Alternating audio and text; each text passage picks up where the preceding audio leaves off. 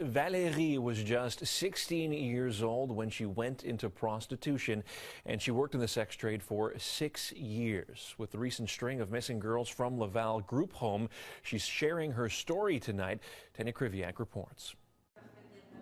Valerie was 16 years old when she started turning tricks. I went into it willingly because things in my life made it very banal, and there were people in my life enabling the fact that I went into sex work. For 2 years, she sold her body. It was very clinical, almost surgical about the way I worked. She separated the real Valerie from the prostitute. When I would walk home, I would take all my clothes off, put them away, not touch anything, go straight to the shower, do this intense shower ritual, and then even wash the taps that I've touched. And from the moment I would step out of the tub, I would be back. Eventually, her two worlds collided and she wanted out. But to do that wasn't easy.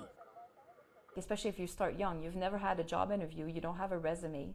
And the people who pay for sex, you identify that they're the same people who would be your boss. She spent another 4 years in strip clubs, but finally reached out to a community group and slowly got out of the trade.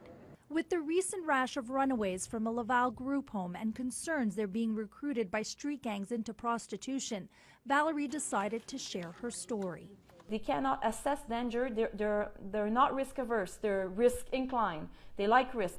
What she'd like these girls to think about is the aftermath. Deal with the fact that, in a way, when you go into something almost willingly, even if you're coerced, you're gonna hate yourself. You carry this shame that, like, I know where I've been. What if they knew? Would they judge me? Would they fire me? Whatever, you know?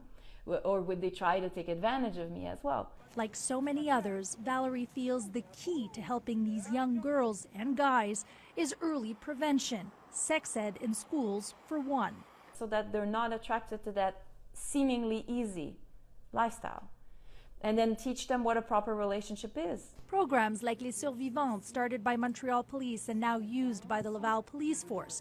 It has 3 parts to it. Prevention is one. Former prostitutes sharing their stories one-on-one is another. Ça veut pas dire que du jour au lendemain, ils vont comprendre le message. It doesn't mean the girls will understand right away, but it gets them thinking, she says. 13 years after being out of the sex trade, Valerie still seeks support from CLE, a community group that helps former and current prostitutes. Even if you get out of it fine, it doesn't mean you're going to sleep well. And the hardest thing for me was nightmares. She's doing much better now, has a full-time job working at a helpline. She also sings. Valerie just hopes that in sharing her story, it will help teenagers to avoid the path she took and the pain it brought. Tania Krywiak, CTV News.